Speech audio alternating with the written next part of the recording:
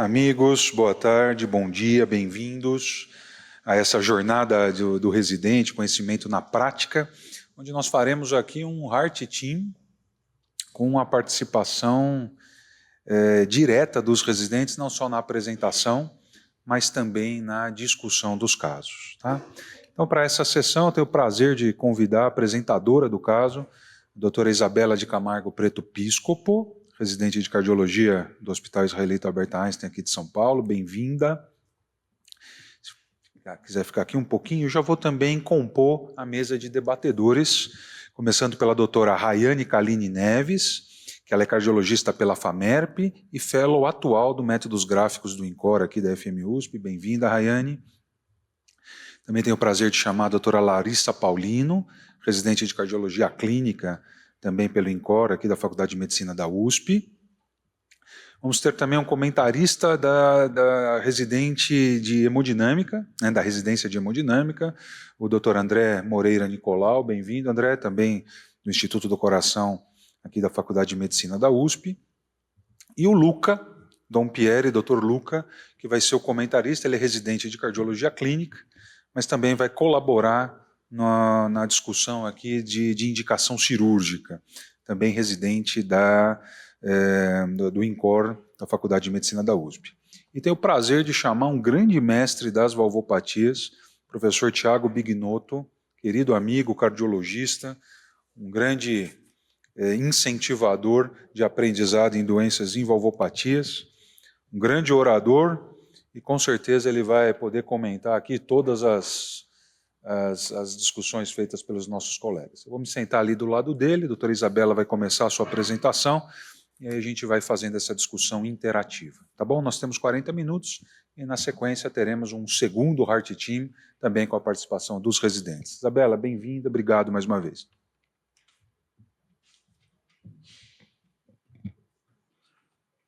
Obrigada, Dr. Tarso, obrigada pelo convite, é uma honra estar aqui hoje. E o caso que eu vou apresentar hoje, se puderem colocar na tela, por favor. Só um segundinho. É um caso comum da rotina do cardiologista, do dia a dia do nosso consultório, mas com múltiplas ponderações desafiadoras. Então, nosso paciente é um paciente do sexo masculino, 62 anos, natural e procedente de São Paulo. Ele chega ao consultório sem queixas ativas, negando qualquer sintoma, mas vem acompanhado de sua filha, que relata que o pai está mais cansado nos últimos 2 anos. Negava outros sintomas como dor torácica, síncope ou sinais sugestivos de insuficiência cardíaca. Não tinha comorbidades e também não fazia uso de medicações de forma rotineira. Ao exame físico, a perfusão periférica era adequada e ele tinha um bom controle do duplo produto. O pulso era característico, parvos e tardos. Não tinha sinais de congestão pulmonar ou sistêmica, mas a propedêutica cardíaca chamava a nossa atenção. Esse paciente possuía uma ausculta típica, com B1 hipofonética, sopro sistólico ejetivo, rude, com pico mesotelisistólico. O sopro foi graduado em 4 cruzes em 6 pela presença do frêmito no foco aórtico. E a B2 era hipofonética. Esses achados, em conjunto, nos traduzem uma likelihood ratio de 16,7 para estenose aórtica moderada importante.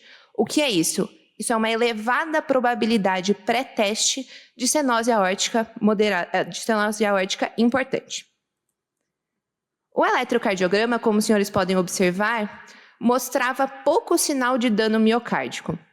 Aqui, eu gostaria de pontuar a aplicação da inteligência artificial na interpretação do eletro para a investigação da estenose aórtica moderada importante, com elevada sensibilidade e especificidade, mas ainda, infelizmente, não disponível de forma rotineira.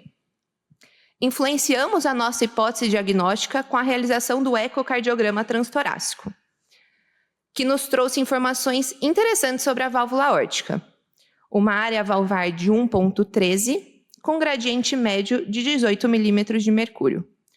Calcificação moderada e refluxo discreto. Olhando para o ventrículo, pouco sinal de dano miocárdico, então sem sinais de hipertrofia, com uma fração de ejeção preservada.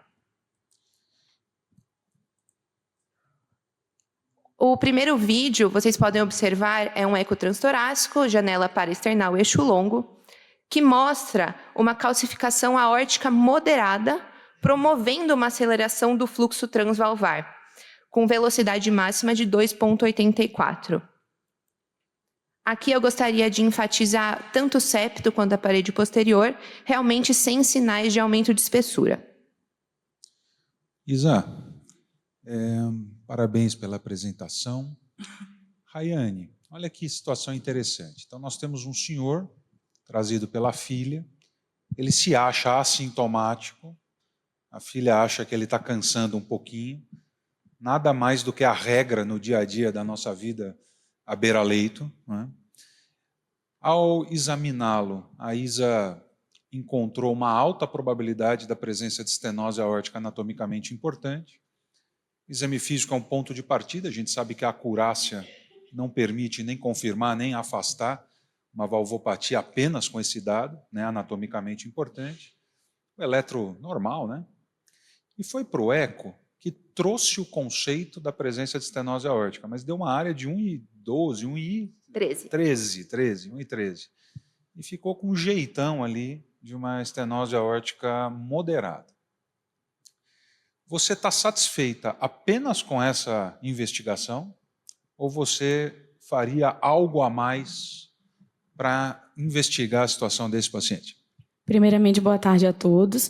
Então, é um paciente em investigação de uma estenose aórtica, né, que é uma doença que a gente sabe que é uma doença progressiva, uma doença que pode gerar grande morbidade, mortalidade para o paciente, se não for tratado, né, diagnosticado adequadamente, instituída a terapêutica mais adequada, que tem um relato de uma dispneia aí há 2 meses, né, pela filha. Então, um paciente que pode estar tendo esse sintoma por essa estenose aórtica, a gente ainda não sabe de outros diagnósticos diferenciais, né, se foi feito alguma investigação nesse sentido, e que tem um exame físico com características de uma estenose que a gente não pode ficar tranquilo em aceitar apenas os achados desse eco sem uma investigação adicional, ao meu ver. O paciente tem o pulso tardos e parvos, tem o frêmito aórtico, tem uma B2 hipofonética, que geralmente está associada a uma calcificação valvar mais importante.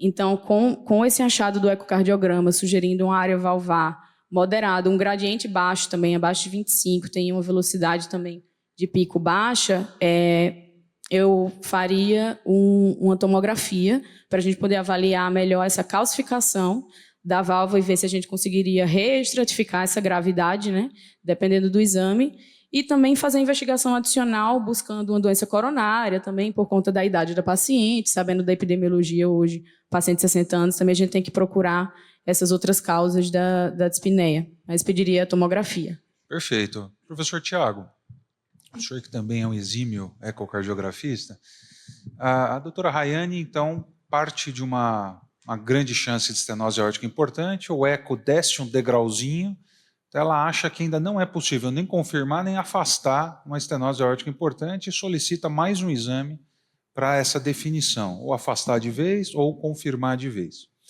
Olhando o eco, parece que foi um eco bem feitinho, com todas as informações necessárias, você teria informações a mais para extrair do eco que pudessem sugerir uma estenose importante? E alguma outra metodologia ecocardiográfica você também acha que poderia agregar valor, mestre? Obrigado aí pelo convite de fazer parte, obrigado pela apresentação, realmente muito legal. Algumas coisas chamam a atenção, a gente estava até trocando uma ideia antes ali e eu não tinha visto a imagem do eco. Quando a gente vê uma angulação do ventrículo com a aorta, como a gente está vendo ali, é de se imaginar que ele já tenha aquela curvatura típica já do idoso da aorta deitando em cima do ventrículo. Isso atrapalha um pouco o seu alinhamento ideal do fluxo de ejeção da via de saída. E aí é interessante que nós busquemos a janela paraesternal direita. Por que eu digo isso? Existe uma casuística de 20% dos pacientes que são diagnosticados com estenose aórtica moderada e você, ao utilizar essa janela, que não é fácil de ser feita, ela é desafiadora também para o ecocardiografista, você conseguir reclassificar esse paciente com um alinhamento mais perfeito do jato em importante. Tá? Isso é um ponto que a gente pode chamar atenção. E olhando a imagem parasternal que eu estou vendo aqui agora frisada, você tem a impressão dessa angulação mais pronunciada, que é aquele ventrículo bem em pezinho ali, como você consegue ver. Então, esse é um ponto, não sei se foi pesquisada essa janela em específico, ela seria um bom ponto a ser investigado. Tá? O que também fala, né, a favor de nós termos esse laudo discordante é que você tem uma área valvar de 1.1, 1.13, com um gradiente muito baixo. Né? Se você imagina, né, uma fração de ejeção preservada, um tamanho ventricular preservado, a princípio, você imaginaria aí um gradiente médio perto dos 30 para ser compatível com uma área de 1.1. Aí interrogamos novamente, será que está bem alinhado esse fluxo de ejeção? Então, esse é um ponto que eu acho que vale a pena, do ponto de vista metodológico mesmo do eco. Tá? Obviamente, a avaliação subjetiva da quantidade de cálcio na válvula aórtica é importante, observar a repercussão no ventrículo, se tem espessura aumentada ou não. Em pacientes com lesão importante, observar outras tecnologias novas são válidas. Então, por exemplo, você pode lançar a mão de utilizar um strain miocárdico, tá? Mas isso pensando já numa doença mais avançada, quando você tem ela importante. Pensando na intervenção. Isso, já dando um passo a mais. Né? E para o diagnóstico? Exato. Para o diagnóstico em si, pensando em ecocardiografia, você tem outros parâmetros que você pode utilizar, como impedância ventrículo arterial, pode lançar a mão disso daí. Um dado que eu acho que não foi avaliado, você está vendo um gradiente baixo. Foi medida a pressão arterial no consultório, no laboratório de ecocardiografia? Porque se você tem uma pressão arterial descompensada, o seu gradiente vai estar impactado para baixo. Inclusive, é um dos nossos mecanismos de diagnóstico diferencial para subtipo de estenose, né, de baixo fluxo. Então, também é outro cuidado que você tem que ter. Se você quiser lançar novos métodos, a tomografia, observando o score de cálcio, é um parâmetro objetivo que nós temos do grau de calcificação da válvula aórtica, pensando em estenose aórtica senil. A gente tem aí uma correlação de assertividade acima de 0,98, que é muito bom. Mas da mesma forma, se você olhar diretrizes, guideline, em paciente com estenose moderada, com gradiente preservado, fração de ejeção ok, não está ali como um exame obrigatório de ser pedido. É uma boa estratificação. Mas a gente está saindo um pouquinho da caixinha procurando alguma coisa. Talvez refazer o eco com esses cuidados fosse o caminho mais natural. No dia a dia da prática médica diária, nesta situação, antes da tomo, você acha que agrega valor um esofágico, um tridimensional, ou é um exagero e realmente a tomografia traria o dado mais significativo neste contexto? Né? Tá. Nesse contexto, concordo. Você pode aprofundar sua estratificação ainda com métodos. O eco tridimensional para pesquisar estenose aórtica, ele é bom, ele traz uma definição espacial maior e você pode lançar a mão da área valvar aórtica planimetrada, apenas pelo tridimensional. O bidimensional não é um método bom, porque você tem como se fosse uma estrela, né, a abertura valvar. No tridimensional você consegue ter uma acurácia boa, vale a pena. O transesofágico, ele é bom tanto quanto você pesquisar uma janela parasternal direita, porque você vai buscar um alinhamento melhor. Então você busca um transgástrico profundo, faz um alinhamento e fica ok, você vai conseguir melhorar seu alinhamento. Mas se você consegue a parasternal e resolve isso daí, está resolvido. Você vai agregar um pouco mais de estratificação, tem o risco de fazer esofágico. Tridimensional não tem em qualquer lugar, mas se você tiver acesso a essa tecnologia, sim, vale a pena. Mas não é um grande divisor de águas não. Tá? É bom, mas não vai mudar o game aqui não. E para terminar esse assunto de diagnóstico ecocardiográfico, agora a pergunta difícil e polêmica, só o senhor vai ter a resposta. E o ecoestresse para fração de ejeção preservada? Legal. A gente tem, né, esse método que você vai dar dobutamina para o paciente para você tentar avaliar. Qual é o cenário clínico hemodinâmico que nós fazemos isso? É o paciente que tem uma área valvar menor do que 1 cm², com um gradiente baixo e disfunção sistólica do ventrículo esquerdo, documentada por fração de ejeção reduzida. Por quê? A dobutamina, ele é um inotrópico positivo. Então você vai, entre aspas, dar força contrátil para esse ventrículo, para ele recuperar a força e aí sim, contraindo mais, aumentar o volume sistólico e subir gradiente. Esse é o contexto clínico que nós temos validação para esse método. Quando você tem fração de ejeção preservada, do ponto de vista fisiopatológico, dar mais força para esse ventrículo não agregaria valor e você levaria esse ventrículo para uma situação suprafisiológica, onde a leitura dos gradientes ou de área valvar perde um pouco de poder. O que ecocardiografista faz nesse contexto? é fazer um outro método mais complexo, não a dobutamina, o Exstress, mas você fazer uma coisa chamada área valvar projetada pelo cálculo do fluxo transvalvar aórtico, que é uma outra medida que nós fazemos, é uma fórmula bem mais complexa, mas você poderia lançar a mão. Validação disso também com área valvar menor do que 1, mas existe a extrapolação de fazer em estenose moderada. Não o Exstress com dobutamina, mas a área valvar projetada com avaliação do fluxo transvalvar. Veja como um Heart Team agrega valor numa situação tão simples do dia a dia. Alguém com sopro que você pede um eco. Olha o número de informações que a gente consegue trazer para ajudar a nossa tomada de conduta. É espetacular. Isa, a Rayane queria uma tomo. A senhora fez a tomo? Fizemos. Então, conforme a discussão, o nosso próximo exame foi a angiotomografia de coração.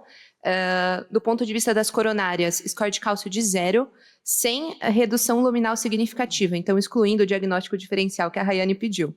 Em seguida, analisando a válvula aórtica, tivemos 2 importantes definições: a anatomia bivalvularizada e um score de cálcio expressivo de 1982. Como vocês podem observar na imagem, grande quantidade de cálcio na topografia da válvula aórtica.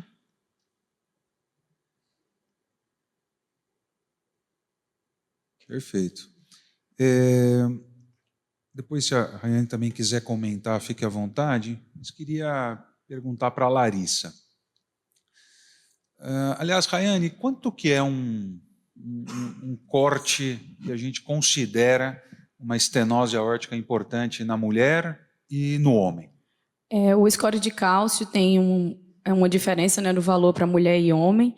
Homem, geralmente, a gente considera acima de 2.000, só que é uma média, né, professor? Então, assim, desse paciente foi 1982, então a gente considera importante também, aproximadamente 2.000, e mulher 1.300. Perfeito. Larissa, com esses dados, a senhora fica confortável para dizer que ele tem uma estenose aórtica importante, sim ou não? E se sim, você acha que ele já tem indicação de intervenção? Bom, então, bom dia a todos, primeiramente. Obrigado pelo convite, doutor. O score de cálcio valvar, ele vai avaliar 2 coisas principais. A primeira é a quantidade desse cálcio que está presente na válvula. Então, como a Rayane disse, a gente considera em torno de 2.000 para homens, 1.200, 1.300 para mulheres. Então, esse paciente tem um score elevado. E a segunda coisa que a gente pode ter com o score é avaliar também a deposição. A deposição de cálcio, quanto mais central é a deposição desse cálcio, maior é a capacidade dele de gerar disfunção valvar. À medida que já tem até estudos que mostram que mesmo scores mais baixos podem estar associados com estenose aórtica importante, porque eles se depositam predominantemente nos folhetos. E isso causa mais disfunção valvar do que se é depositado, por exemplo, só no aparato subvalvar. Então, sim, esse paciente ele tem os 2 parâmetros, ele tem um score alto, ele tem uma deposição predominantemente central, é uma estenose importante, e aí a gente está nessa escada das probabilidades, né? A gente tinha uma probabilidade pré-teste elevada, que diminuiu um pouco ali com o eco, e agora volta a subir diante desse score valvar. E uma coisa interessante que eu gostaria de pontuar só do exame também é que ele viu a etiologia, que até então o ecocardiograma não tinha elucidado, né? Então, a gente vê uma etiologia de uma válvula aórtica bivalvularizada, que é uma etiologia congênita. Então, é interessante porque essa etiologia ela é muito associada a doenças da aorta, coarctação, dilatação aneurismática. Então, a gente foi feliz em pedir uma angiotomografia porque a gente já conseguiu avaliar essa aorta aí e excluir a aortopatias. Isso pode, inclusive, influenciar na modalidade de tratamento que a gente vai indicar futuramente. Esse paciente, quando a gente vai ver decidir sobre intervir ou não, a gente segue o fluxograma da diretriz. O primeiro é sempre determinar se é uma estenose anatomicamente importante. É uma estenose anatomicamente importante. Se eu não me engano, ele tinha inclusive uma área valvar indexada, já menor que 0,6, se eu não estou enganada. Não? Então, enfim, mas ele tem um score de cálcio, ele já tem a alteração do eco. Aumenta a nossa probabilidade pós-teste. Agora, o que fica, o nosso segundo passo sempre para indicar e que fica um pouco nebuloso ainda é em relação aos sintomas. Porque para a gente indicar uma cirurgia, não basta a valvopatia ser anatomicamente importante. Esse paciente tem que ter sintomas ou complicadores. E aí ficou meio nebuloso a presença dos sintomas.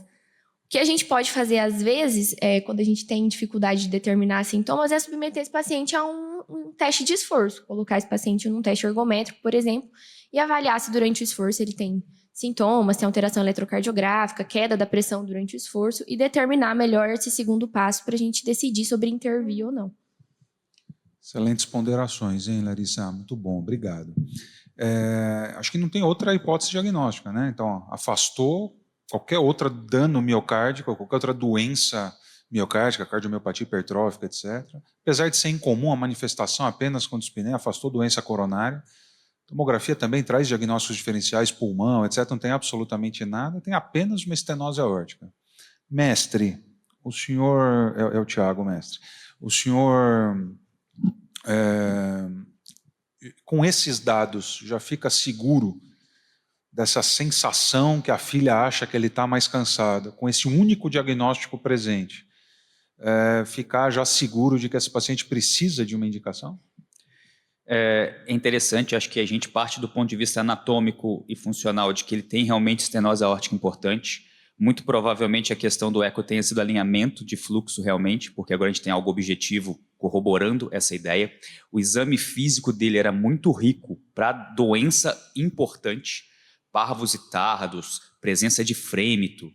A etiologia, né, por ser bicúspide ou bivalvar, também sugere esse tipo de alteração sendo mais agressiva. A gente sabe que essa doença costuma evoluir com uma velocidade um pouco aumentada quando você tem o trivalvar. E você tem essa história da família apontando para o paciente que ele sim apresenta sintomas ou é oligossintomático. O paciente pode chegar para você e negar absolutamente. E aqui talvez seja um dos grandes papéis da ergometria. Por quê? Se você partir do pressuposto que esse paciente tem sintomas, você está contraindicado à solicitação desse exame. Se você partir do pressuposto que ele é assintomático, como ele diz que é, você pode lançar mão desse exame para estratificação funcional. E aqui, eu não estou pedindo esse teste para poder simplesmente ver classe funcional. Tem uma série de outros parâmetros que você vai observar. Ok, o tanto que ele fez de esforço, mas alterações eletrocardiográficas durante o exame, medidas de pressão arterial durante o exame. Isso tudo vai aumentar a sua segurança em indicar. Mas se o paciente nega, classicamente talvez seja um excelente método para você falar para ele, viu, o senhor não está tão bem assim, documentei. Porque você mandar um paciente para uma intervenção e ele negando e não querendo fazer, não é uma boa coisa. Agora, se você mostra para ele, fala assim, olha aqui, você tem sim sintoma, olha como você não foi bem no teste, olha essa alteração.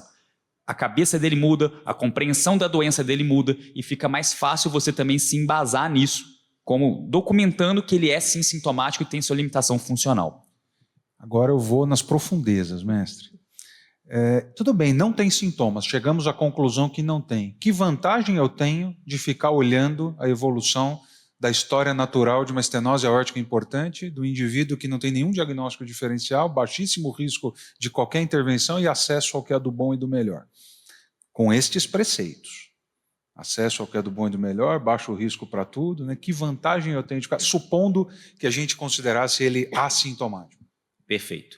Ok, ele é assintomático. Se eu iniciar uma estratificação mais profunda, e aí eu posso partir para a ergometria, eu posso partir para esses novos métodos como strain, como dosagem de BNP, você começa a procurar o que nós chamamos de complicadores. Okay? São aquelas pequenas modificações que já mostram para mim que algo está mudando. Velocidade de progressão da doença, ecocardiografia seriada. Isso aqui, eu faço um paralelo muito interessante quando o indivíduo é esportista e desenvolve uma lesão importante. Esse, para mim, é o paciente que ele vai te mostrar a hora certa de intervir. Porque ele está tão acostumado com a atividade dele que ele vai falar assim, eu não sou mais o que eu era. Esse paciente não é um esportista. Mas você consegue trazer isso, por exemplo, com a ergometria. Ele é assintomático, você fez um teste ergométrico e ele está ali, borderline ainda, você, ok, eu vou te ver de novo em 3 meses, em 4, 5 meses. Repete a ergometria. Piorou, sinalzinho ligado. Ok, você começou a descendente. Isso faz você achar o que a gente fala de ponto ideal de intervenção, onde num paciente baixo risco, com toda a tecnologia em mãos, você consegue sim trazer benefícios de intervenção precoce.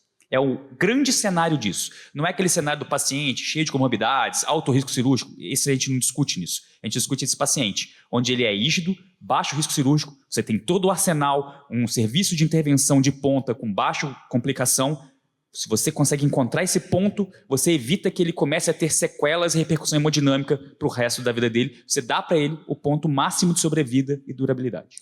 Larissa, um comentário. Você acha que cabe um BNP aqui, que isso traria algum valor?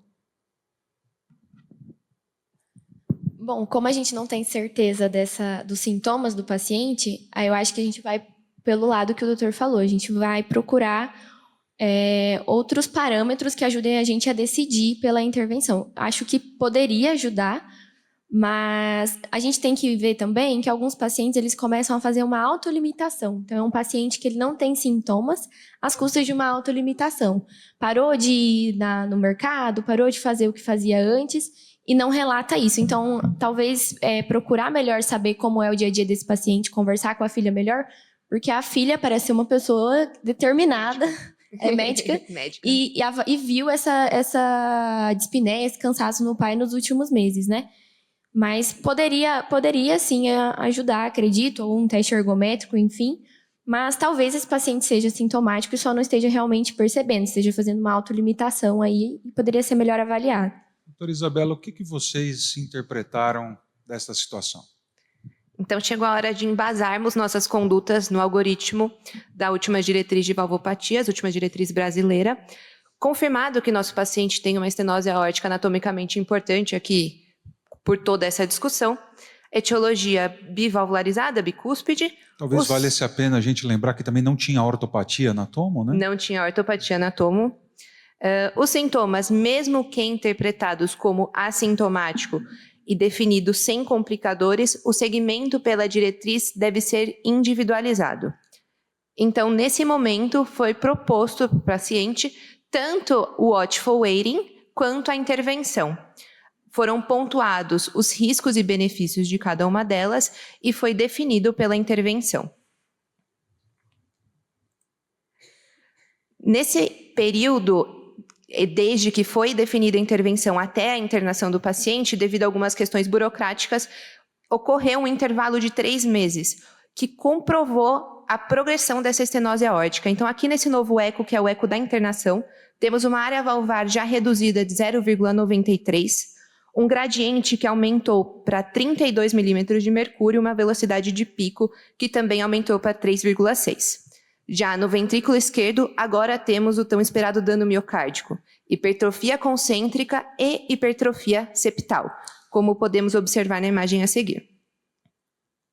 Bom, discutimos com o paciente, mas em 3 meses a história natural da doença deixou claro que ele evoluiu para uma fase de risco. Já tinha indicado, mas ele é de outra cidade, pelo que eu entendi, né? Sim. Até a burocracia de viabilizar a intervenção, ele evoluiu para um dado nítido já de dano miocárdico associado à estenose aórtica, quer dizer, já passou daquele ponto de segurança, né?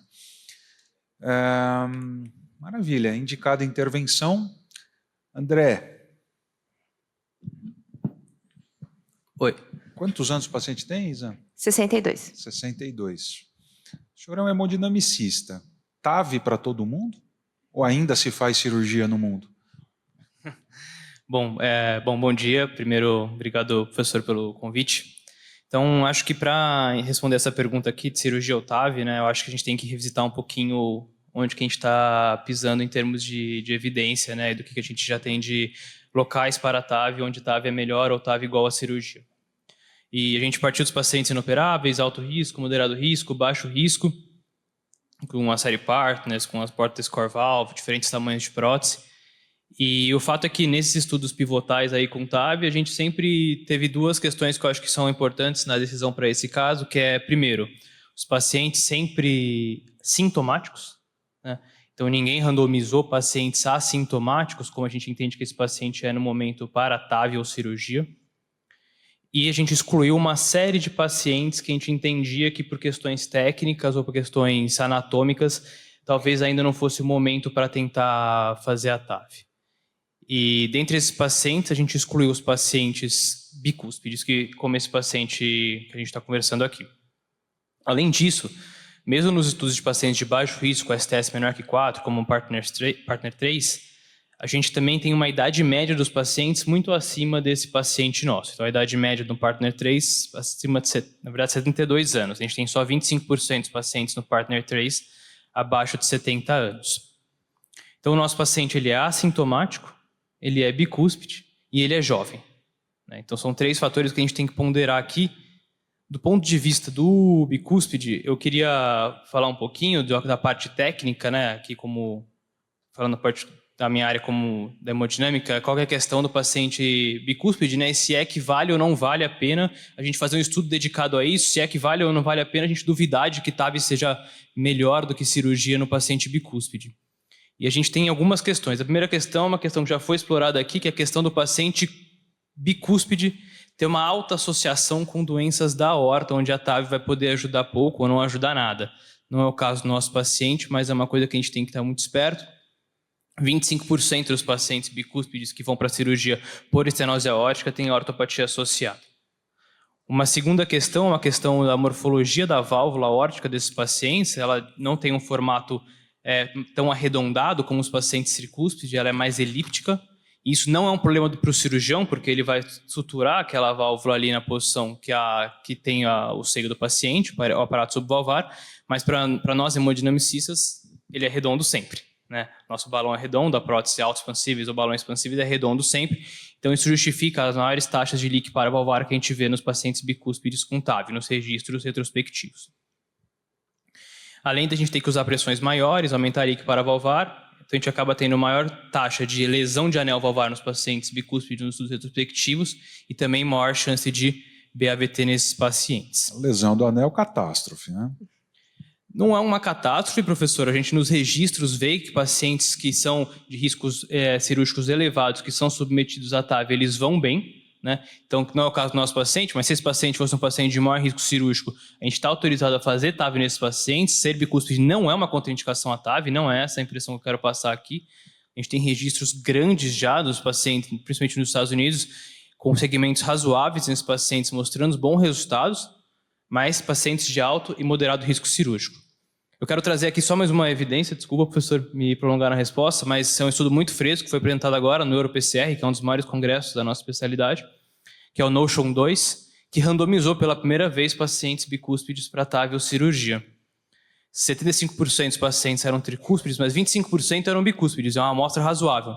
E, infelizmente, nesse estudo, a TAV foi pior do que a cirurgia no subgrupo, análise de subgrupo, nos pacientes randomizados para TAV. Perfeito. Então, de tudo isso que eu falei, e pelos 3 motivos que eu apontei, eu vou fazer como o professor Tarso me ensinou a fazer. TAV melhor que cirurgia, cirurgia igual a TAV, ou cirurgia melhor que TAV. Eu acho que para o nosso paciente hoje, com 62 anos, cirurgia é melhor que TAV. Quando for trocar essa prótese, eu vou dar aqui para uma nova discussão, TAV vai ser melhor que cirurgia. Que coisa interessante. O hemodinamicista indicou cirurgia. Muito bom, parabéns. Isso significa que você tem um alto valor, uma alta preocupação com o paciente. Perfeito. Tiago, bem objetivamente, qual que é a grande limitação científica? O Andrezão já falou bastante, mas qual que é a incerteza científica que nós temos de TAV para o muito jovem? Rapidamente. A grande questão é a durabilidade do dispositivo. A gente tem, hoje em dia, acompanhamento de até 10 anos, mas a gente não tem igual cirurgia convencional, né, de implante cirúrgico, que você tem 20, 25 anos de casuística. Então, durabilidade a princípio. E o explante de uma prótese implantada transcatéter cirurgicamente ainda não é amigável, né? É bem desafiador do ponto de vista cirúrgico, né? E cientificamente dados ruins. Isa, o que foi escolhido para esse paciente? Após toda essa discussão, fico feliz que escolhemos a abordagem cirúrgica. Então, esses são os achados do intraoperatório. Uma válvula aórtica bivalvularizada, tipo 1 de Sievers. Segura aí, Bisa, é tipo 1, mas não passa o slide. Não vou passar. Classificada, marcada por uma RAF única, com fusão das válvulas coronarianas direita e esquerda. Aqui, como vocês podem observar na imagem do intraoperatório da peça cirúrgica, essa marcada RAF com a fusão das duas válvulas. As duas bolinhas azuis ali, com líquido, foi o cirurgião que desenhou para mim onde estavam os ósteos da coronária. Né, que eu entrei na cirurgia para ver o resultado cirúrgico. Né? Luca, indicamos cirurgia e 62 anos, né? existem duas possibilidades de prótese, né? Prótese mecânica e prótese biológica. O que você entende de vantagens e desvantagens de cada uma delas aqui? Então, vamos lá. Obrigado, Dr. Tasso, também pelo convite. Esse realmente... Um pouquinho mais perto do microfone mesmo. Esse realmente é um dos principais tópicos que a gente tem na hora de tomar a decisão no plano de cuidado aí do nosso paciente, né? A gente já decidiu a cirurgia, já decidiu que vai ser uma abordagem cirúrgica convencional, e agora o próximo passo é definir qual tipo de prótese que vai ser utilizada. As duas próteses têm suas particularidades, têm suas indicações principais, e queria trazer primeiro num contexto mais realidade SUS, né? Temos a prótese mecânica e a prótese biológica convencional. A prótese mecânica, o principal fator relacionado a ela é a necessidade de anticoagulação, e anticoagulação perene com varfarina. Isso vem atrelado com um risco maior de sangramento, né? Toda vez que é indicada uma prótese mecânica, a gente está adicionando um risco trombótico atrelado a essa prótese e um risco de sangramento independente pelo uso da varfarina. Já tem uma evidência, uma larga evidência aí mostrando esse risco associado de sangramento à varfarina.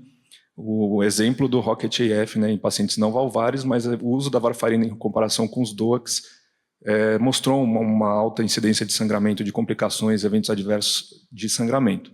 Só que no uso da válvula mecânica a gente não consegue usar o DOAC, né? A gente não tem nenhuma evidência, nada que suporte isso. Então, invariavelmente, estamos com a varfarina presa nesse momento.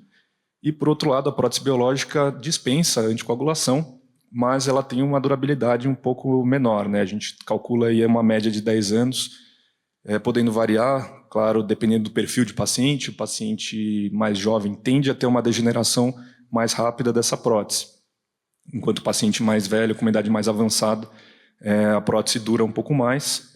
Eu acho que o grande passo é a gente aqui definir, junto com o paciente, né, individualizar o tratamento e fazer um pensamento a longo prazo, né, um lifetime management, né, que a gente vem falando bastante.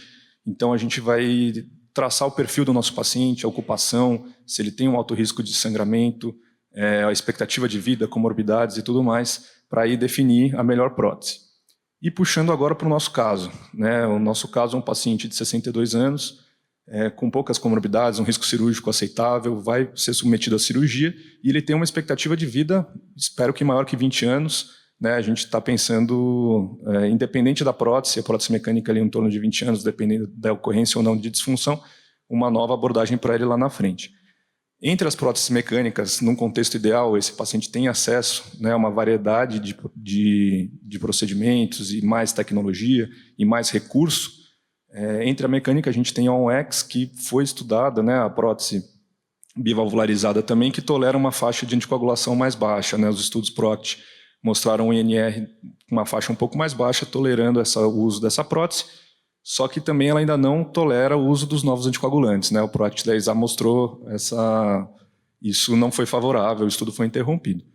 Mas do lado da biológica, a gente tem a prótese do material Resília, uma prótese biológica que tem uma durabilidade mais alta, dispensa anticoagulação e ela já é adaptada para um procedimento futuro. E talvez nesse nosso contexto a gente tenha ela tem uma expansibilidade e ela acopla, né, ela tem a possibilidade de acoplar uma TAV no futuro, pensando no procedimento de valve em valve, que o André já comentou mais cedo.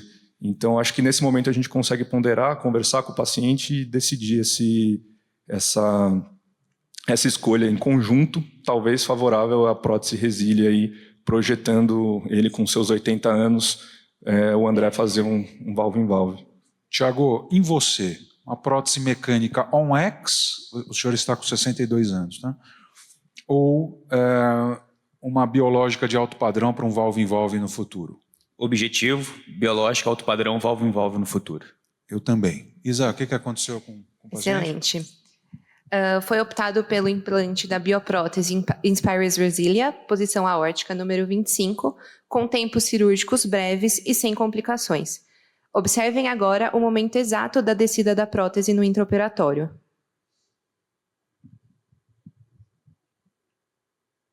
Essa SEC foi boa, hein? Excelente. Tão boa que os resultados ecocardiográficos intraoperatórios não poderiam ser diferentes.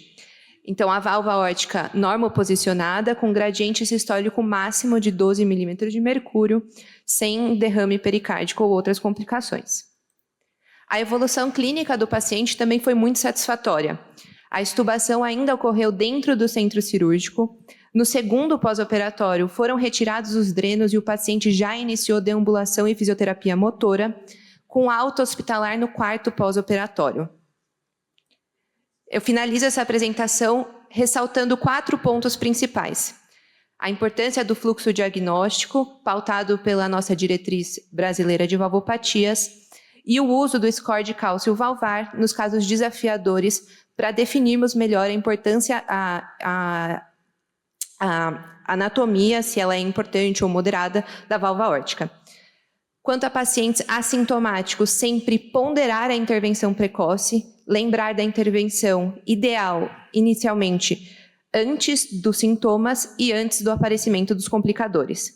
Entre a abordagem cirúrgica, reservada principalmente para pacientes mais jovens, enquanto a TAV, no cenário atual, ainda é reservada para pacientes mais idosos ou de alto risco cirúrgico.